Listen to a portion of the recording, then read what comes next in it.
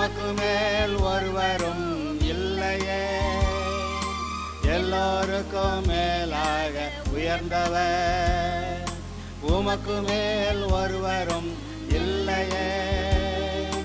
அல்லேலூயா அல்லேலூயா அல்லேலூயா ஆமென்.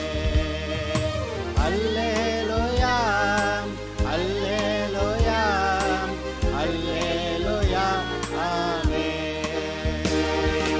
ஒருவரால் சிருஷ்டிக்கப்படாமலே இன்றும் கூட மனிதன் உண்டாக்கப்பட்டது எப்படி, அவனுடைய திறமைகள் என்ன, அவன் எப்படி வாழ வேண்டும் என்று எதிர்பார்க்கப்படுகிறான் என்பதை பற்றி தொடர்ந்து ஒரு சில செய்திகளில் பார்த்து கொண்டிருக்கிறோம். அதில் மனிதன் ஆவியாயிருக்கிறான், அவனுக்கு ஒரு மனம் உண்டு, அதாவது ஆத்மா உண்டு, அவன் இந்த சரீரத்துக்குள்ளே குடியிருக்கிறான் என்று பார்த்தோம். மனிதனுடைய ஆவிக்குள்ளாக மனசாட்சி இருக்கிறது, உள்ளுணர்வு இருக்கிறது, தேவனோடு கூட ஐக்கியம் கொள்ளக்கூடிய திறமை இருக்கிறது. பிறகு அவனுடைய மனதிலே, அதாவது அவனுடைய ஆத்மாவிலே அறிவுத்திறன் இருக்கிறது, உணர்ச்சி வசப்படக்கூடிய திறமை இருக்கிறது. பிறகு எனக்கு இது வேணும் இது வேண்டாம் என்று சொல்லி தீர்மானம் எடுக்கக்கூடிய திறமை இருக்கிறது. இதை நம்ம பார்த்தோம். மனிதன் ஆவியாக இருக்கிறான், அவனுக்கு ஒரு ஆத்மா உண்டு, இந்த சரீரத்தில் குடியிருக்கிறான் என்று. இப்பொழுது இந்த சரீரத்தை குறித்து ஒரு சில வார்த்தைகளை நான் உங்களோடு கூட பகிர்ந்து கொள்ள விரும்புகிறேன். மனிதனுடைய சிருஷ்டிப்பிலே தேவன் 2 காரியங்களை செய்தார். ஒன்று, அவனுக்கு ஒரு சரீரத்தை உண்டாக்கினார். முதலாவதாக ஒரு சரீரத்தை உண்டாக்கினார். அந்த சரீரம் எப்படி உண்டாக்கப்பட்டது? பூமியின் மண் எடுத்து அதை ஒரு உருவமாக செய்தார், மனித உருவத்தை செய்தார். அது மாத்திரமல்ல, இப்போ நீங்கள் நினச்சி பாருங்கள், நம்முடைய கண்கள், காதுகள், மூக்கு, வாய், தலைமுடி, கழுத்து, கைகள், சரீரம், செஸ்ட்டு, வயிறு, கால், இந்த கை கால்களில் விரல்கள், அதில் நகங்கள், அப்புறம் உள்ளே பார்த்திங்கன்னா இருதயம், நுரையீரல், வயிறு, குடல், அப்புறம் இந்த நுரையீரலோடு சேர்ந்து கணையம், இந்த மாதிரி அநேக காரியங்கள் உள்ளேயும் புறம்பேயும் நீங்கள் பார்க்கிறீர்கள். தேவன் மனுஷனுக்காக ஒரு சரீரத்தை உண்டாக்கின போது அதை மண்ணை எடுத்து உடனே ஒரு உருவத்தை செஞ்சிட்டாரு. வெறும் உருவம் அல்ல, இதில் இருக்கக்கூடிய இரத்த குழாய்களை கணக்கெடுத்திங்கன்னா உலகத்தை சுற்றி வந்துடும்ன்றாங்க. அவ்வளவு சிறு மெல்லிய கேப்பிலரி நுண்குழாய்கள் அதெல்லாம் இருக்குன்றாங்க. அவ்வளவு தூரத்துக்கான கேப்பிலரிஸ் அந்த இரத்த குழாய்கள். அந்த இரத்த குழாய் வழியாக ரத்தம் போகணுமா, அதை எங்கே நல்லா டேப்பு திறந்துருக்க டேப்பில் தண்ணி நல்லா வரமாட்டேங்குதுன்றான். ஆனால் இந்த இரத்த குழாய்கள் இருதயத்திலேருந்து ஆரம்பிக்கிறப்ப கொஞ்சம் ஆரம்பித்து போக சின்னதாகி அப்புறம் நுண்குழல்களாய் மாறி அப்புறம் அந்த பக்கம் அது மறுபடியும் நுண்குழல்கள்லாம் ஒன்றா சேர்ந்து பெரிய இரத்த குழாய்களாய் மறுபடியும் இருதயத்துக்கு வருகிறது. இருதயத்திலிருந்து புறப்படுகிற அந்த இரத்த குழாய்கள் தமனி என்றும், அங்கே திரும்பி வரக்கூடிய இரத்த குழாய்கள் சிரைகள் என்றும் நாம் சொல்கிறோம். இதை விட இன்னும் நம்ம இது மேலோட்டமாக பார்க்கிறது. ஆனால் உள்ளான காரியங்களை கவனிக்கும்போது கண்கள் எப்படி வேலை செய்கிறது, அதோடைய அமைப்பு என்ன, காது எப்படி வேலை செய்கிறது, அதோடைய அமைப்பு என்ன, மூக்கு எப்படி வேலை செய்கிறது, அதோடைய அமைப்பு என்ன, தொண்டை, மேலே பேலட், மேல்தாடை, கீழ்த்தாடை, இந்த தொண்டையில் அது எப்படி இந்த சாப்பாட்டை விழுங்குது, அப்புறம் தொண்டை பகுதியில் தான் காற்று நுரையீரலுக்கு போகுது. இதெல்லாம் ஒரு அமைப்பை பாருங்கள். மூளை, தண்டுவடம், அதுலேருந்து நரம்புகள், எல்லாவற்றையும் பார்க்கும்போது ஒரு மனுஷன் சொல்லுகிறான், நான் மிகப்பெரிய ஆச்சரியப்படத்தக்க விதமாய் நான் உண்டாக்கப்பட்டிருக்கிறேன் என்று அவன் சொல்லுகிறான். அது உண்மை. நம்ம சாதா மனிதர்களுக்கு தெரிகிறதை விட இந்த சரீரத்தை பற்றி நன்றாய் படிக்கிறவர்களுக்கு தான் தெரியும். அது எவ்வளவு அது மிகவும் காம்ப்ளிகேட்டடாக அது சிக்கலான அமைப்புள்ளதாக இருக்கிறது என்று அவர்களுக்கு தெரியும். இது எப்படி வேலை செய்கிறது, உயிர்னா என்ன, அதான் பெரிய ஆச்சரியமான கேள்விகள். பதிலெலாம் ஒன்றும் கிடையாது.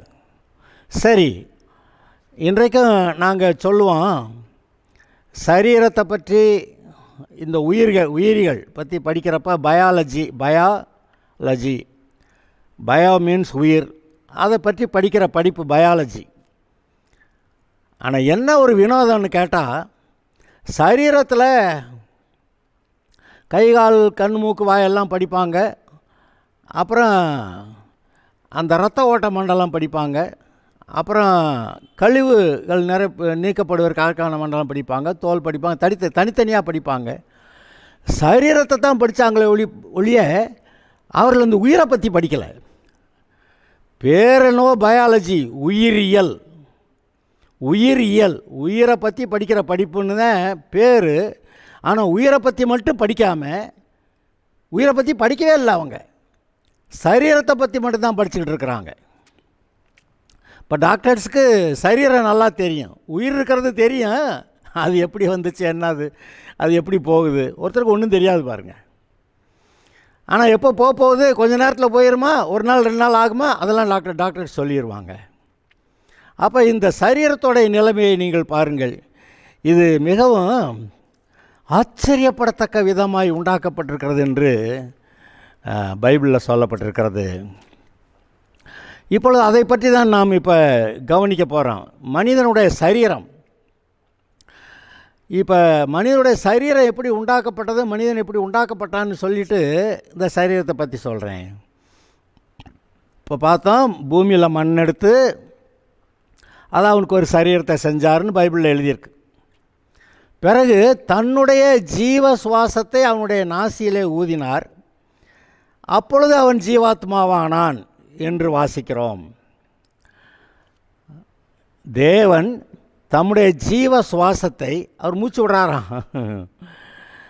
அவருடைய சுவாசத்தை, அவருடைய ஜீவனை மனிதனுடைய நாசியிலே ஊதினார், அப்பொழுது அவன் உயிருள்ள மனுஷனாக ஜீவாத்மாவானான் என்று எழுதியிருக்கிறது. அப்படியானால் மனிதனுடைய சிருஷ்டிப்பிலே 2 பகுதிகள் உண்டு. ஒன்று மண்ணிலிருந்து எடுக்கப்பட்ட சரீரம், 2வது தேவனிடத்திலிருந்து வந்த அவனுடைய உயிர். அந்த உயிர் தேவனிடத்திலிருந்து வந்தது. அப்போ 2 பகுதிகள் இருக்குது. அதனால தான் மனிதன் மரிக்கும்போது சரீரம் மண்ணிலிருந்து எடுக்கப்பட்ட சரீரம் மண்ணுக்கே போகிறது. ஆனால் உயிர் தன்னை தந்த தேவனிடத்திற்கு அது போகிறது. அங்கே போய் நியாய தீர்ப்படையுங்கிறது அது வேறு கதை, நீண்ட கதை, அதை அப்புறம் பார்க்கலாம். ஆனால் உயிர், மனிதன் இந்த பூமியை விட்டு போகும்போது உயிர் தன்னை தந்த தேவனிடத்தில் போகிறது. இந்த சரீரத்தை நன்றாய் கவனியுங்கள். ஒரு சிங்கம் மாதிரி உருவத்தை உண்டாக்கிட்டு மனித சரீரத்தில் இருக்கிற ஆவியை உள்ளுக்க வைக்க முடியுமா? வைக்க முடியாது. தேவன் மனுஷனுக்கென்று ஒரு ஆவியை வைத்தார். அதாவது தமது சாயலாக தமது ரூபத்தின்படியே மனுஷனை உண்டாக்குவோமாக என்று சொல்லிக்கொண்டே மனுஷனை உண்டாக்கினார். அந்த சரீரத்துக்குள்ளாக இவருடைய ஜீவ சுவாசத்தை ஊதினார். அப்போ தேவனிடத்திலிருந்து வந்த அந்த ஜீவ சுவாசம் இந்த சரீரத்துக்குள்ளாக கரெக்ட் ஃபிட்டிங்காக போய் அமைஞ்சிருக்கு. இப்போ நல்ல டெய்லர் தைக்கிறான்னா, தைச்சி முடித்தவர் பார்த்திங்கன்னா கரெக்டு ஃபிட்டிங்க, நல்லா தைச்சிருக்கிறாருங்க இந்த ஆள். ஏன்? சரீரத்துக்கு ஏற்றாப்பில் கரெக்டாக தைச்சிட்டாராம். இந்த சட்டை சரீரத்துக்கு வெளியே, ஆனால் மனிதனோட உயிர் இந்த சரீரத்துக்கு உள்ள அங்கே கரெக்டு ஃபிட்டிங்காக அந்த மனிதனுடைய ஆவிக்குரிய கண்கள், காதுகள், மூக்கு, வாய், கழுத்து, கைகள், கால்கள், செஸ்ட்டு, வயிறு எல்லாம் அந்த ஆவிக்குரிய அந்த அமைப்பு அப்படியே இந்த சரீரத்துக்குள்ளே ஃபிட்டின் ஆகுது. அதனால தான் சொல்லுவோம், இந்த மனிதனுடைய ஆவியானது இந்த சரீரத்துக்குள்ளே குடியிருக்கிறது என்கிறது மாத்திரமல்ல, கரெக்ட் ஃபிட்டிங்காக அது செட் ஆகிருக்குதுன்னு சொல்லுவோம். இப்படி தேவனுடைய சாயல், தேவனுடைய ரூபமாக இவனுடைய சரீரத்துக்கு நிமிர்ந்து நிற்கிற இந்த மனிதன், இந்த நிமிர்ந்து நிற்கிற இந்த மனிதனுக்கு கரெக்ட் ஃபிட்டிங்காக இருக்குதுன்னா, ஒரு யானையை கொண்டு போய் அந்த சரீரத்துக்குள்ளே இந்த உயிரை கொண்டு போய் வச்சா அது சரியாக ஃபிட் ஆகாது. அது தும்பிக்க ஒன்று தொங்கிக்கிட்டு இருக்கேன். அதில் எந்த மனிதனுடைய மூக்கெல்லாம் அப்படி தொங்கிக்கிட்டெல்லாம் இருக்கலை. அப்போ இந்த மனிதனுடைய சரீரம் ஒரு விசேஷமான அமைப்பு உள்ளது. அது மட்டுமல்ல, இந்த சரீரம் இதுக்குள்ளே தான் அந்த ஆவியான கரெக்டாக நிற்கும். சிங்கத்துக்குள்ளே போய் இந்த ஆவியை வச்சா சரியாக நிற்காது, கரடிக்குள்ளே ஒண்டி வச்சாலும் நிற்காது. அது புலிக்குள்ளே அல்லது மற்ற ஜீவராசிகள்னால் மீன் இருக்குது, திமிங்கலம் இருக்குது, அதுக்குள்ளெல்லாம் கொண்டு இந்த மனிதனோட ஆவியை வச்சா கரெக்ட் ஃபிட்டிங்காக இருக்காது. அப்போ இந்த அமைப்பு தான் தேவன் கொடுத்த அந்த ஆவி, அந்த உயிரோடைய அமைப்பை சரியாக ஃபிட்டின் பண்ணுறது. அப்போ தேவன் தமது சாயலில் தமது ரூபத்தில் மனுஷனை உண்டாக்குனாருன்னு பார்த்தா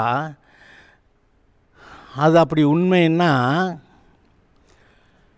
அந்த தேவனுடைய அவர் ஆவியாக இருந்தாலும் கூட ஆவிக்குரிய அந்த அமைப்பில் அவர் ஒரு யானை மாதிரி இருக்க முடியாது, ஒட்டக சிவிங்கி மாதிரி இருக்க முடியாது,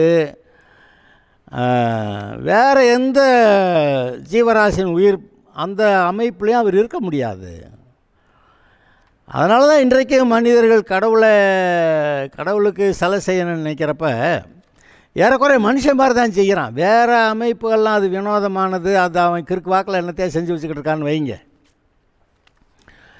அந்த தேவனுடைய சாயல் ரூபம்னா இந்த சரீரத்தைக்குள்ளே அவர் கொடுத்த ஆவி, அவருடைய சாயல் ரூபத்தில் இருக்க ஆவியை உள்ளடக்கக்கூடியதாக இந்த சரீரம் இருக்குது.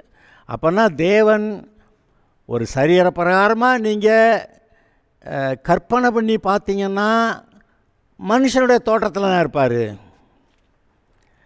ஆனால் மனுஷனை நினச்சிடக்கூடாது. பைபிளில் எழுதியிருக்கு, வானம் எனக்கு சிங்காசனம், பூமி எனக்கு பாதபடி, நீங்கள் எனக்கு கட்டும் ஆலயம் எப்படிப்பட்டது, நான் தங்கியிருக்கக்கூடிய ஸ்தலம் எப்படிப்பட்டது, அப்படி கேட்குறாரு. வானம் எனக்கு சிங்காசனம், பரலோகம் சிங்காசனம், பூமி எனக்கு பாதபடி, கால் வைக்கிற இடம், நான் அவ்வளோ பெரிய ஆளுப்பா, நீ எனக்கு என்ன அந்த கோயிலை கட்ட போகிறேன், நான் அதுக்குள்ளே கொடாப்பு மாதிரி நீ கோயில் கட்ட நான் அதில் உட்காந்துக்கிறதா அப்படின்னு கேட்க வர்றாரு. அவர் ஆவியில உருவத்தில் பெரியவர். நாம் ஆவிக்குரிய ரீதியில் அந்த தேவனுடைய எல்லா குணாதிசயங்களையும் பூரணமாய், தேவனுடைய குணாதிசயங்களெல்லாம் பூரணமாய் உடைய ஒரு ஆவி நமக்குள்ளே இந்த 6 அடி 7 அடி சரீரத்துக்குள்ளே வைக்கப்பட்டிருக்கிறது. அவருடைய கண்கள் நம்முடைய கண்கள், அவருடைய காதுகள் நம்முடைய காதுகள், அவருடைய வாய் நம்முடைய வாய், அவருடைய மூக்கு நம்முடைய மூக்கு, அவருடைய கழுத்து நம்முடைய கழுத்து, அவருடைய கைகள், அவருடைய சரீரம் எல்லாம் நமக்கு அப்படியே அந்த உருவத்திலே கொடுக்கப்பட்டிருக்கிறது. அது இப்படி தான் வேலை செய்யும். அப்போ தேவனுடைய சாயல் ரூபத்தில் உண்டாக்கப்பட்டிருக்கிற மனிதன் அன்னு சொல்லும்போது, நீங்கள் கடவுளை பார்க்கணும்னா ஏறக்குறைய உங்களை பார்த்தா கடவுளை பார்க்கலாம் மாதிரி இருக்கா? ஆனால் தேவனுடைய குணாதிசயங்களை சரீரத்தை வச்சு சொல்ல முடியாது. தேவன் எப்படிப்பட்ட குணாதிசயம் உள்ளவர்னு பார்க்கணுமானா நீங்கள் பைபிளை படிக்கணும். அப்புறம் தேவனுடைய சாயல் ரூபத்தில் அப்படியே அவருடைய குமாரனா வந்து போன இயேசுவை நீங்கள் பார்க்க வேண்டும். இயேசு தான் தேவனுடைய குமாரன், ஒரே பேரான குமாரன், பாவம் இல்லாமல் பிறந்தார், நம்முடைய பாவங்களுக்காக அவர் சிலுவையிலே பரிகாரம் செய்தார். அதனால தான் நாம் மனம் திரும்பினா மன்னிக்கப்பட வாய்ப்பு இருக்கிறது, மனம் திரும்பினா நம்ம மறுபடியும் தேவனுடைய பிள்ளையாக வாய்ப்பு இருக்கிறது.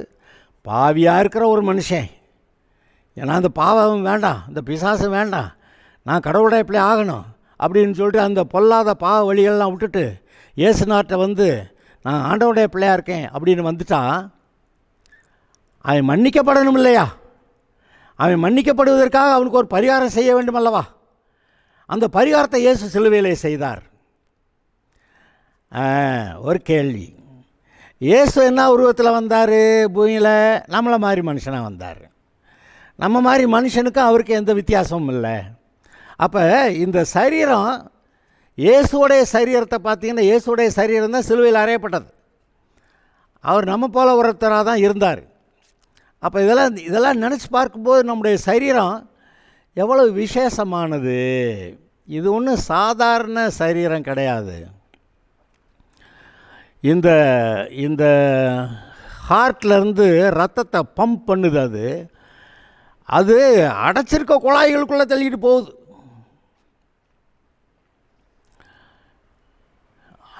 அவ்வளோ ப்ரெஷரில் இந்த ஹார்ட் அதை பம்ப் பண்ணணும், அந்த பிளட்டை. இப்போ டாக்டர்கிட்ட போனோம்னாக்கா ரத்த அழுத்தத்தை சோதிக்கிறாரு. ரத்த அழுத்தத்தை சோதிக்கிறப்ப அங்கே மெர்க்குரி இருக்கிற ஒரு பாட்டிலை வச்சுக்கிட்டு அதில் அந்த டியூப்பில் எவ்வளோ தூரம் ஏறுது, நமக்குள்ளே இதெல்லாம் கட்டி வச்சுட்டு அப்போ காற்று அடித்தா எவ்வளோ தூரம் ஏறுதுன்னு பார்க்குறாரு. அப்போ அவ்வளோ ப்ரெஷர் இந்த ஹார்ட்டுக்குள்ளேருந்து இந்த ரத்த குழாய் வழியாக அந்த ரத்தம் போகுது. அதுவே ஆச்சரியமா இல்லை? அப்புறம் மூக்கு வழியாக காற்று நுரையீரலுக்குள்ளே போய் நுரையீரல்லேருந்து அது ரத்தத்துக்கு பரவிக்குதான். பிராணவாயு, ஆக்சிஜன் அது அந்த ரத்தத்துக்கு பரவிக்குதான். அங்கே இருக்க கார்பன் டை ஆக்சைடெலாம் நுரையீரலில் வழியாக இங்கே வெளியே வந்துருதான், நம்ம மூச்சு விட்டு காற்றுல வெளியே போயிடுதான். என்னங்கடாது, என்ன அதிசயமான கிரியைகள் அங்கே நடக்கின்றன. அப்புறம் செரிமானம் ஆகிறது, தேவையான சத்து பொருளை எடுத்துக்கிட்டு மீதியெல்லாம் வெளியே போகிறது. அந்த தேவையான சத்து பொருள்களை கூட சரீரம் எடுத்து பயன்படுத்தும் போது அதில் சில கழிவுகள் வருகின்றன. அந்த கழிவுகள் சிறுநீரகத்து மூலமாக, தோல் மூலமாக அந்த கழிவுகள் வெளியேற்றப்படுகின்றன. அப்புறம் இந்த சரீரத்துக்கு ஒரு மூளை இருக்குது, தண்டுவடை இருக்குது, நரம்புகள் இருக்குது, கண்காய் மூக்குவாய் எல்லாம் அந்த அந்த அந்த உணர்ச்சிகளை பார்த்து கொள்ளக்கூடிய அவைகள் இருக்கின்றன. சென்ஸ் ஆர்கன்ஸ் அதெல்லாம் இருந்து நமக்கு இயற்கையோடு கூட தொடர்பு கொள்ள நமக்கு வழி உண்டாக்குகிறது. பாருங்கள், தேவன் மனுஷனை உண்டாக்கும்போது ஒரு சரீரம் ஒரு ஆவியோடு உண்டாக்குனாருன்னு சொன்னேன். அந்த அவனுடைய ஆவி இந்த சரீரத்துக்குள்ளே கரெக்ட் ஃபிட்டிங்காக இருக்குதுன்னு சொன்னேன். அப்புறம் இந்த சரீரத்தோடைய தோற்றத்தை பார்த்தா அவர் தேவனுடைய சாயல் என்னங்கிறத நீங்கள் நிதானிக்கலான்னு பார்த்தேன். அதனால தான் மனுஷனை ஒட்டக சிவிங்கி மாதிரி செய்ய முடியாது அப்படியெல்லாம் சொன்னேன் நான். இப்போ இன்னொரு பாயிண்ட் நான் சொல்கிறேன். இந்த சரீரம் தேவன் ஆவியாக இருக்கிறார், மனுஷன் ஆவியாக தான் இருக்கான். அவருடைய சாயலில் அவருடைய ரூபத்தில் ஆவி, மனுஷனுடைய ஆவி உள்ளே இருக்கிறது. இந்த மனுஷனுடைய ஆவி இந்த சரீரத்துக்குள்ளே குடியிருக்கிறது. இந்த சரீரம் ஒரு வீடு, ஒரு கூடு. இந்த ஆவியானது நேரடியாக இயற்கையில் தொடர்பு கொள்ள முடியாது. அதனால் அதற்கு ஒரு சரீரம் தேவை. அதனால் தேவன் கொடுத்த உயிர் இந்த சரீரத்துக்குள்ளே இருந்து இந்த உயிரானது இந்த சரீரத்தின் மூலமாய் இயற்கையோடு கூட தொடர்பு கொள்ளுகிறது. இப்போ நம்ம ஒரு வீட்டை கட்டி அதுக்குள்ளே குடியிருக்கிறோம். அந்த இயற்கை எப்படி இருக்குது? இந்த இயற்கையில் நல்ல வெயில் காலம், மழை காலம், குளிர்காலம் எல்லாம் வருதே பார்த்தீங்களா? அப்போ இந்த மாதிரி சூழ்நிலையில் இயற்கையில் இந்த பூமியில் மரங்கள், செடிகள், கொடிகள், மற்ற மிருகங்கள் எல்லாம் சேர்ந்து இவைகளோடு கூட நாம் தொடர்பு கொள்வதற்கு இந்த சரீரம் மிகவும் பயன்படுகிறது. சரி, இன்னும் ஒரு காரியத்தை நான் சொல்கிறேன். உலகத்தில் இருக்கிற எந்த மிருகமும் சாமி கும்பிடலை. ஆனால் மனிதன் மாத்திரம் சாமி கும்பிடுகிறவனாக இருக்கிறான். இந்த எந்த மிருகம் போய் எனக்கு இன்னைக்கு காலையில் சாப்பாடு வேணும் அப்படின்னு கேட்குறதில்ல. ஆனால் மனுஷன் மாத்திரம் கடவுள்கிட்டருந்து தன்னுடைய தேவைகளெல்லாம் சந்திக்கப்பட வேண்டும் என்று அவன் வேண்டுதல் செய்கிறான். இந்த சாமி கும்பிடுகிற அந்த வேண்டுதல் செய்கிற அந்த தன்மை, அந்த குணாதிசயம் இந்த சரீரத்தில் இருக்கக்கூடிய இந்த மனிதனுக்கு இருக்கிறது. என்னன்னு கேட்டிங்கன்னா, தேவன் தமது ஆவியே ஒரு பங்கை மனுஷனுக்குள்ளே தந்து அவருடைய சாயல், அவருடைய ரூபத்தில் இவன் இருக்கும்படி வச்சார். அது மாத்திரமல்ல, எந்த ஒரு மனுஷன் இயேசுவை ஆண்டவராக ஏற்றுக்கொண்டு தேவன் எனக்குள்ளே வந்து வாசமாக இருக்கட்டும் என்று சொல்லுகிறானோ, அப்படிப்பட்டவனுடைய சரீரத்தில் தேவனே வந்து அந்த சரீரத்தில் இவனோடு கூட, இவனுடைய ஆவியோடு கூட வாசம் செய்கிறார். மனமே கோயில்னு சொல்லுவாங்க, கேட்டிருக்கிறீங்க. இந்த சரீரம்தான் தேவனுடைய ஆலயம். இன்றைக்கி நான் தான் சொன்னேன், வானம் எனக்கு சிங்காசனம், பூமி எனக்கு பாதபடி. நீங்கள் எனக்கு இப்போ கட்டுகிற ஆலயம் எப்படி இருக்கும்? ஏன்னா அங்கே உட்காந்து அங்கே கீழே பூமியில் கால் தட்டுது அப்படின்றார். அப்போ அவர் கோயில் கட்ட முடியுமா? அங்கே ஏதாவது இவங்க போய் சாமி கும்பிட்றதுக்கு ஒரு இடம் தான் அங்கே உண்டாக்க முடியுமே ஒழிய கோயிலெல்லாம் கடவுள் கட்ட முடியாது. ஆனால் அவர் ஒரு வினோதமாக ஒரு காரியம் சொல்கிறார். நீ எனக்கு பிரியமாக இருந்தா, இருதயத்தில் சுத்தமுள்ள ஆளாக இருந்து நீ உண்மையாக நடந்தேன்னா, நான் வந்து உனக்குள்ளே தங்குறேன், உன்னுடைய சரீரம்தான் எனக்கு ஆலயம்னு அவர் சொல்கிறாரு. என்னையா வானம் எனக்கு சிங்காசனம், பூமி எனக்கு பாதபடி, எனக்கு எப்படி ஆலயத்தை கட்டுவேன் கேட்டாருன்றீங்க. அப்புறம் பார்த்தா உள்ள நம்ம இந்த 6 அடி ஆளுக்குள்ளே இவர் வந்து உள்ளுக்க வந்துருக்கிறேன்றாருங்கிறீங்க. என்னையா விளையாட்டா அப்படி கூட நீங்கள் கேட்கலாம். ஆமாம், அது ஒரு வினோதம் தான். அவர் சொல்கிறாரு, நம்ம கேட்டுக்க வேண்டியதான், வேறு வழி இல்லை. ஏன்னா இப்போ 800 கோடி ஜனங்கள் பூமியில் இருக்கிறாங்க. 800 கோடி ஜனங்கள் எல்லாருமே கடவுளை என்கிட்ட வான்னா அவர் வந்துடுவார். அதாவது 800 கோடி ஜனத்துக்குள்ளே ஒரு மனுஷனுக்குள்ளே ஒரு விரல், இன்னொரு மனுஷனுக்குள்ளே கண், இன்னொரு மனுஷனுக்குள்ளே காது, அப்படியா இருப்பார்? எல்லா மனுஷனுக்குள்ளும் முழு தோற்றத்தோடு கூட, முழு தன்மையோடு கூட அவர் அங்கே இருக்கிறாரு. எப்படியாவது அப்படி தான் அது அவர் கடவுள். அவர் செய்ய முடியாத காரியம் ஒன்றும் இல்லை, எதை வேணாலும் செஞ்சுக்கிடுவார். யானையை பூனை ஆக்குவார், பூனையை யானை ஆக்குவார். அப்புறம் இந்த சரீரத்துக்குள்ளே குடியிருப்பேன் பாரு. அப்புறம் வானம் எனக்கு சிங்காசனம், பூமி எனக்கு பாதபடி, என்ன ஆலயத்தடா நீ எனக்கு கட்டுவே அப்படின்னு கேட்பார். அதெல்லாம் முடியாதுதான். ஆனால் அவர் வந்து ஒரு ஆச்சரியம் என்னென்னு கேட்டிங்கன்னா, இப்போ நம்ம சொல்லுவோம் கடவுள் எனக்குள்ளே இருக்கிறாரு அப்படி சொல்லுவீங்க. இயேசு ஆண்டவராக ஏற்றுக்கொண்ட எல்லா மனுஷருடைய சரீரத்திலும் ஒரு இருதயத்தில் அவர் இருக்கிறாரு. அவர் என்ன இவன்கிட்ட கொஞ்சோண்டு அவன்கிட்ட கொஞ்சோண்டாக இருக்கிறாரு? முழுவதுமாய் ஒவ்வொருவருக்குள்ளும் இருக்கிறார். அது ஒரு ஆச்சரியமான விஷயம். ஒரு சபையில் இருக்கிற ஒரு அம்மா கேட்டுச்சான் போதகர்கிட்ட, ஏய்யா இந்த மாதிரி கடவுள் என்கிட்ட கொஞ்சம் அவங்ககிட்ட கொஞ்சம் அவங்ககிட்ட கொஞ்சமாக இருந்தால் அது எப்படியா இருக்கும், நல்லா இருக்காதே அப்படின்னு சொல்லி என்கிட்ட முழுசுமாக என்கிட்ட இருப்பாரா அப்படின்னு அந்த அம்மா கேட்டுச்சான். அந்த போதகருக்கு பதில் சொல்ல தெரியலையா, நாளைக்கு வா சொல்கிறேன் அப்படின்னு சொல்லி அனுப்பி விட்டாராம். அடுத்த நாள் வர்றப்போ இவருக்கு ஒரு ஐடியா தோணுச்சான். அப்போ அந்த அம்மா வந்தப்போ கேட்டாராம்.